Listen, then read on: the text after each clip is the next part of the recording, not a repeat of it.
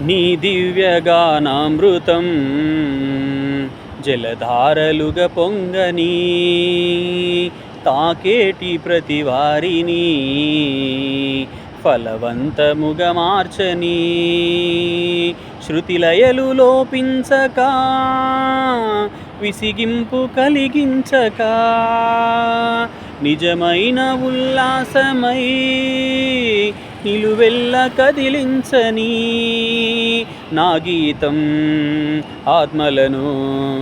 నీ వైపే ఆకర్షించని ఆదరణ కలిగించి నీలోనే ప్రహర్షించని నీ మాట నా పాటగా అనుక్షణం పాడని